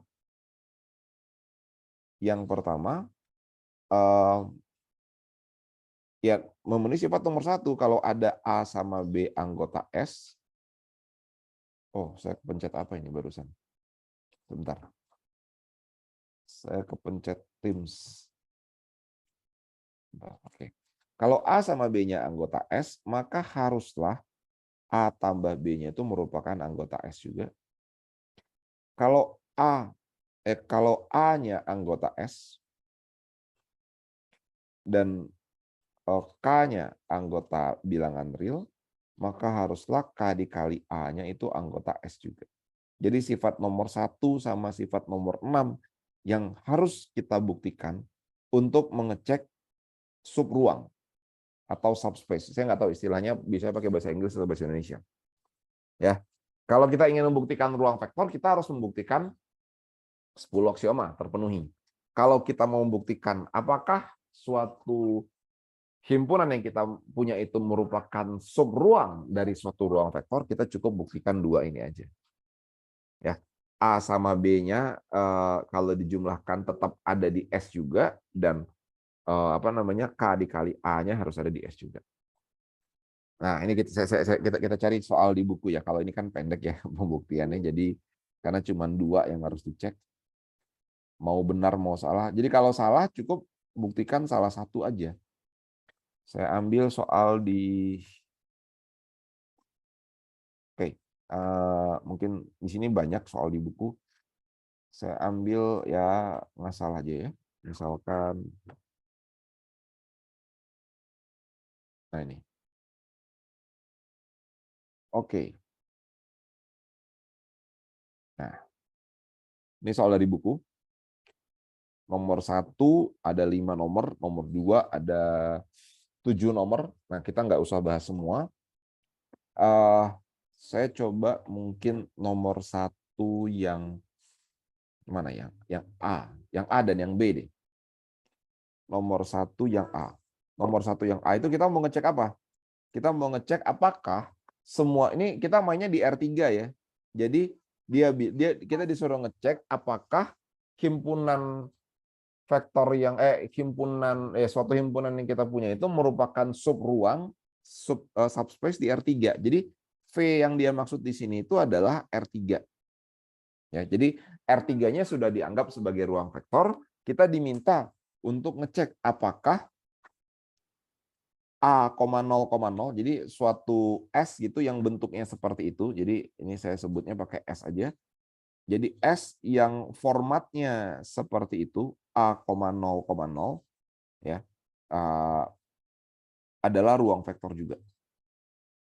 Ya, apakah A, 0,0 itu adalah subruang dari R3.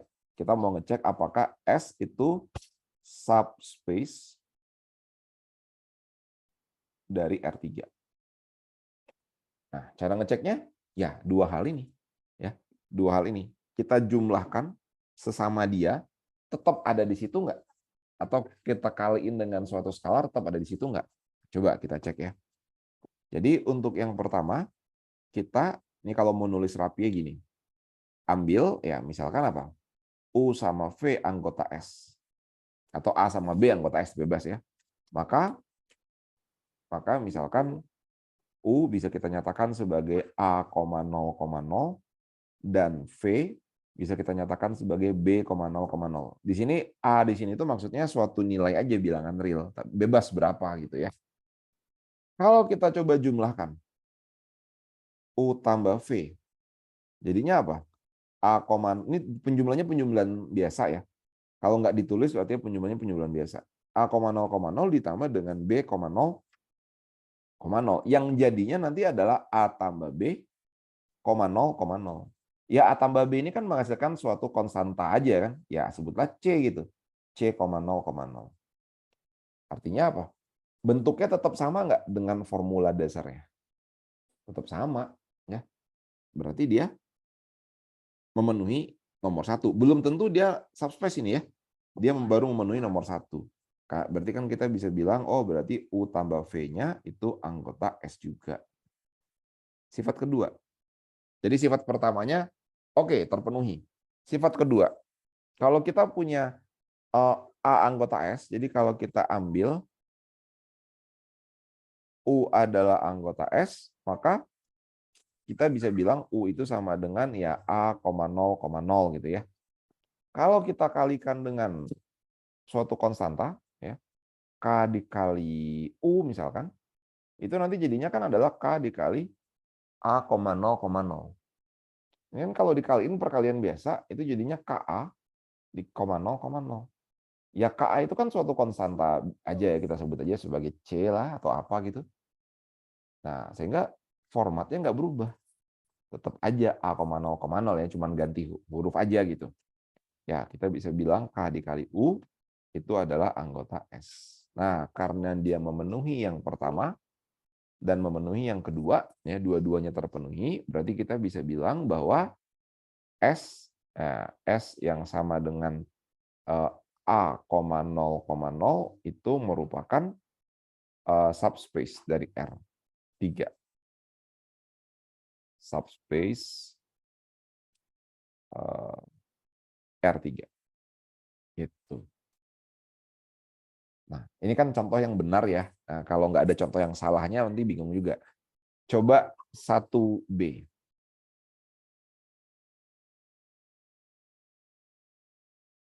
1B itu S-nya ya kita sebut adalah A, 1,1. Ini bukan subspace. Gimana caranya? Cukup buktikan satu salah. Maksudnya salah satunya salah. Boleh yang syarat pertama atau syarat kedua. Salah satunya salah, dia pasti bukan subspace. Kita pakai yang mana? Ya perkaliannya aja juga boleh sih. Atau inilah penjumlahannya. Jadi kita ambil U sama V anggota S. Berarti U-nya bisa kita nyatakan sebagai, ya sebutlah A, 1,1 dan V-nya sebutlah B, 1,1.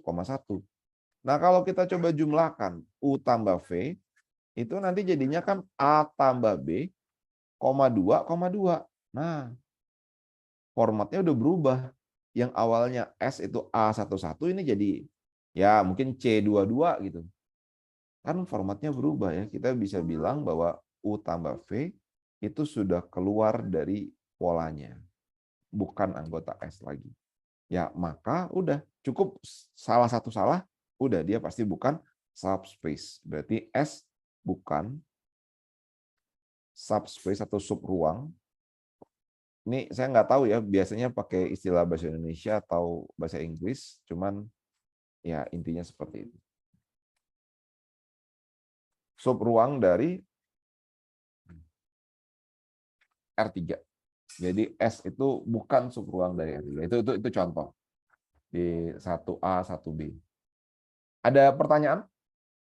Atau ada request bahas yang nomor berapa nih? Ini nomor 1 dan nomor 2 ini fokus untuk menentukan apakah dia subruang atau enggak. Ada pertanyaan mungkin? Belum ada sih, Pak. Oke. Kalau yang waktu itu soal kuisnya, ingat nggak Mbak ancer-ancernya apa gitu?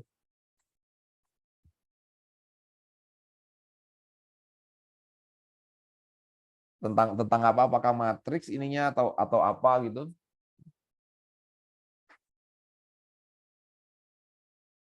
Hmm, nggak ada Lupa. sih Pak. Oke. Lebih ke mungkin materinya aja gitu sih. Oke. Ya, kurang lebih kayak gini ya, dan ini bisa diterapkan di wujud apapun gitu ceritanya. Oke, ya jadi saya asumsikan ya, ini jujur aja ini butuh latihan. Saya dulu juga waktu pertama kali belajar ini itu pemahamannya cukup apa ya, cukup lama gitu. Ada proses lah untuk menyerapnya. Tapi saya asumsikan materinya sudah saya sampaikan, bagian ini sama bagian ini oke ya. Apa namanya?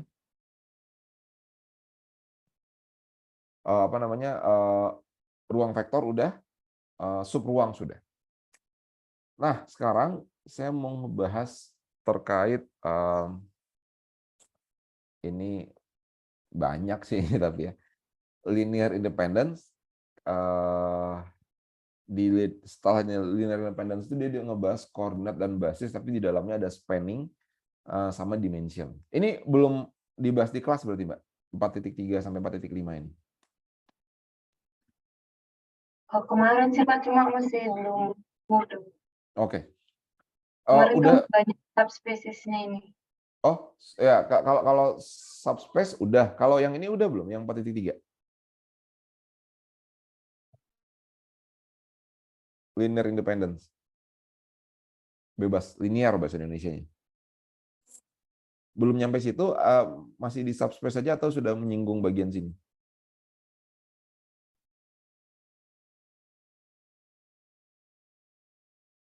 Apa gimana?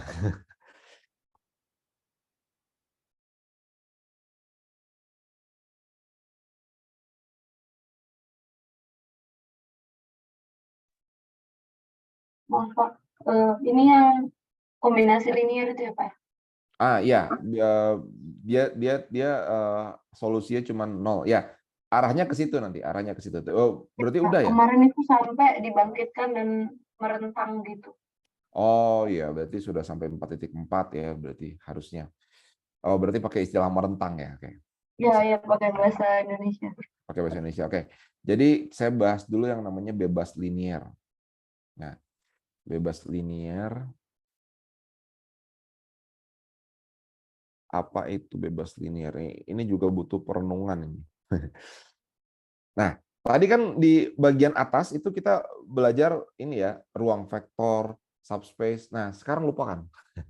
Sekarang kita balik lagi ke Euclid, ke ke Rn lah, ke Rn. Kita mau ngebahas yang namanya bebas linear. Saya lebih suka berangkatnya dari pemahaman dasarnya dulu. Apa sih yang disebut sebagai bebas linear dari suatu vektor gitu? Misalkan ya, saya punya suatu vektor V, isinya 2 vektor aja. Misalkan vektor A adalah 1, 0, lalu vektor B misalkan adalah 1, 2. Nah, 2 buah vektor yang kita miliki ini bisa saling menyatakan nggak? Bisa nggak A itu dinyatakan dalam berapa kali B gitu?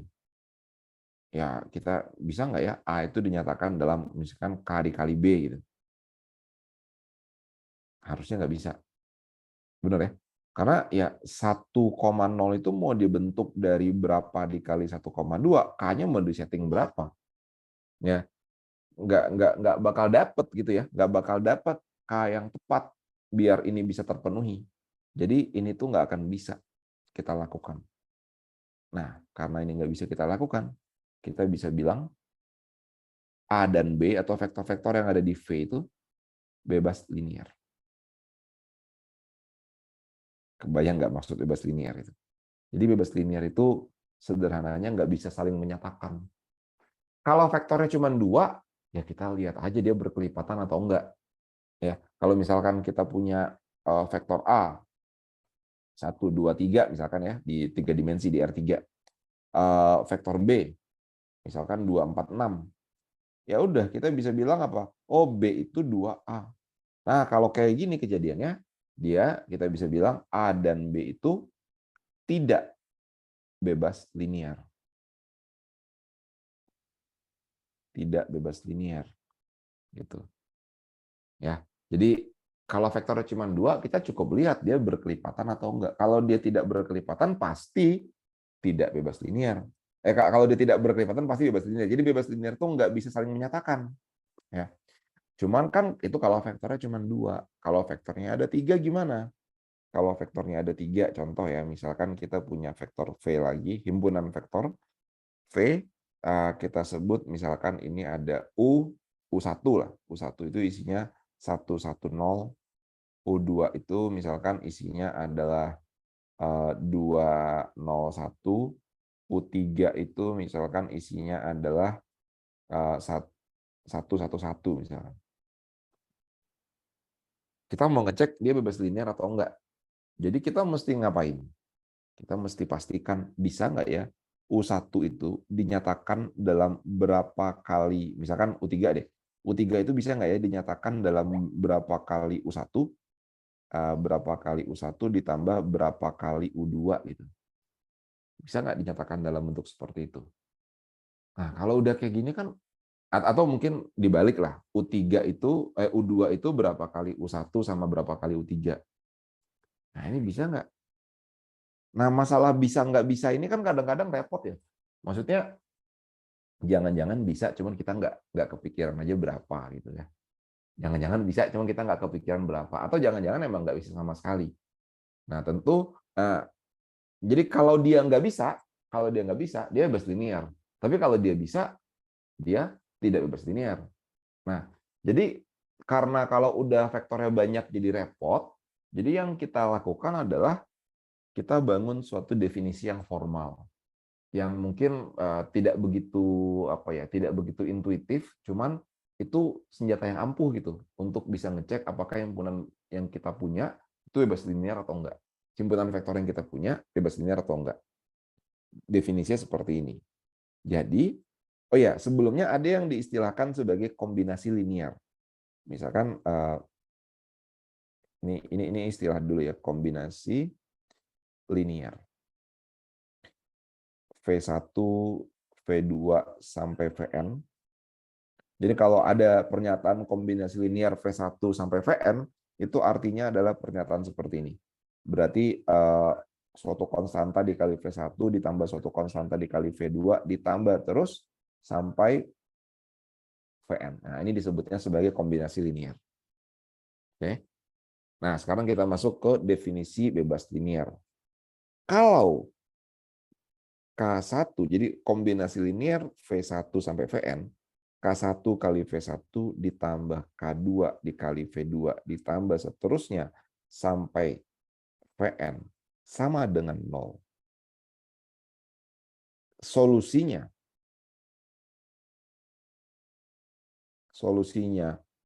hanya solusinya nggak ada, atau bisa kita bilang hanya 0, K1 sama dengan K2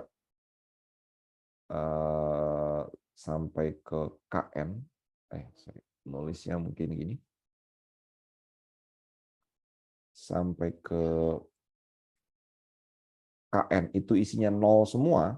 Ya. Jadi kalau misalkan K1 kombinasi linear V1, V2 sampai ke Vn itu solusinya hanya 0, nggak ada solusi yang lain. Ya artinya sebenarnya apa ya? Ya yang nggak ada solusi yang lain lah gitu. Jadi kita bilang hanya 0 doang, jadi nggak mungkin K1-nya 5, K2-nya berapa gitu, nggak mungkin. Maka ini kita bisa bilang berarti V1, V2 sampai Vn-nya itu bebas linear. Gitu. Oke, contoh ya di bagian ini, mungkin ini bagian terakhir yang kita bahas.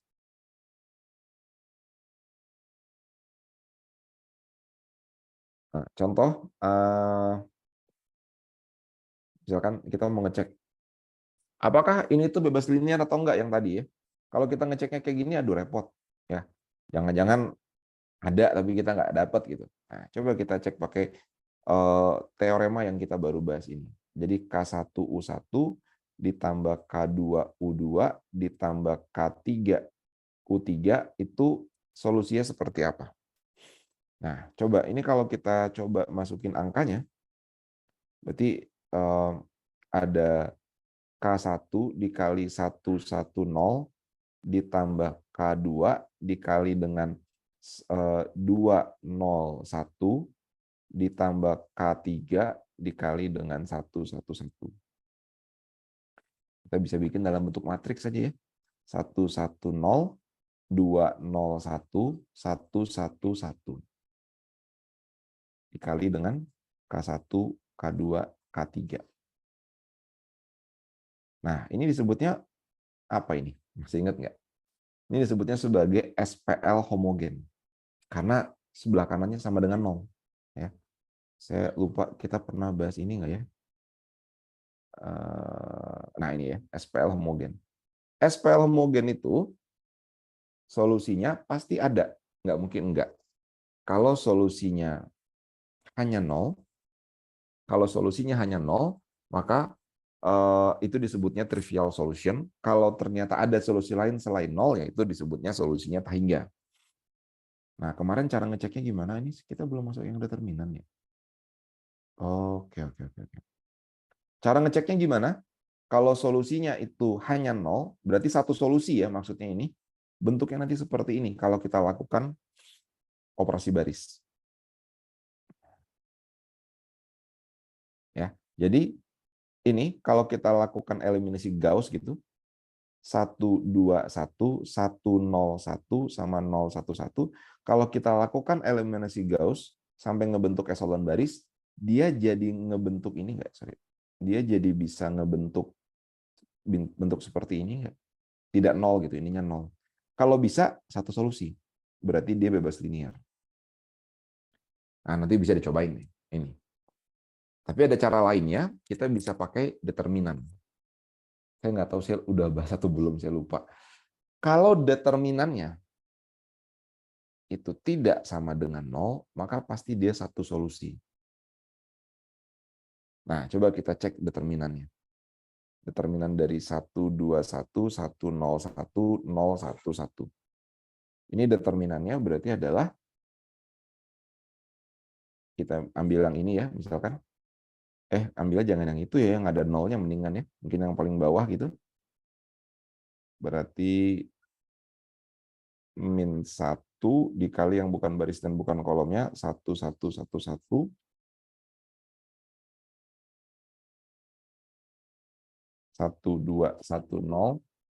Nah, ini determinannya, ini min 1 dikali 0 ditambah min 2 ya. Tidak sama dengan 0. Karena tidak sama dengan 0, maka ini pasti satu solusi. Solusinya hanya 000. Ya, berarti kita bisa bilang bahwa V1 U1 di sana, U1, U2 dan U3 ini tuh bebas linear. Ada pertanyaan mungkin di sini?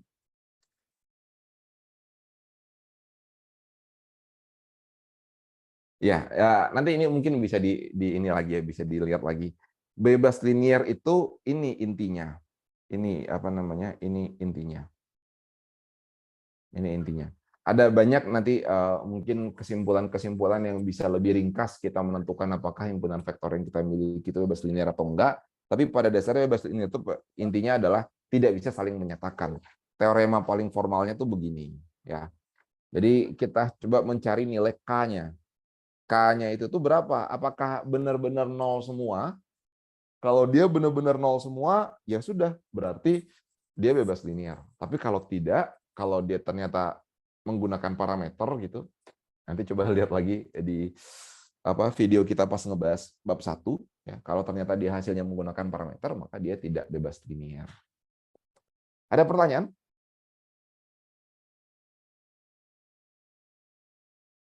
Ada sih, Pak. Oke. Mungkin itu dulu kali ya. Mungkin nanti bisa dilihat lagi ininya video pembahasannya. Soalnya saya ada ngajar lagi jam 11 kebetulan. Oke, itu dulu paling ya Mbak ya, teman-teman semua. Pak tanya lagi Ya. kalau misalnya nanti mau ngelanjutin sampai bab, 48, nanti mungkin, gimana waktunya Pak? Diskusi lagi tuh gimana? Oh, boleh. Di hari apa ya kira-kira ya? Kan udah Ramadan ya. Kalau saya tuh sebenarnya kalau pagi kosong, dari Selasa, Rabu, Kamis pagi kosong. Kira-kira gimana? Kalau 1 sesi lagi bisa nggak Pak? Boleh boleh di hari apa tuh, jam berapa? Besok pagi sih kita masih ikut cuti bersama sih Pak, jadi kosong Oh, boleh sebenarnya. boleh boleh. Oh, boleh boleh boleh. Kalau gitu besok besok pagi jam 9 lagi. Oh boleh Pak. Oh, baik baik baik kalau gitu. Oke. Berarti besok pagi jam 9. Itu dulu paling ya, Mbak ya. Kita, saya kirimkan nanti coret-coretannya sama videonya. Oke, ada Baik lagi Pak, pertanyaan mungkin? nggak ada Pak. Oke, baik. Itu dulu aja. Makasih banyak semuanya. Saya end meeting ya. Assalamualaikum warahmatullahi wabarakatuh. Makasih Pak. Yuk, sama-sama.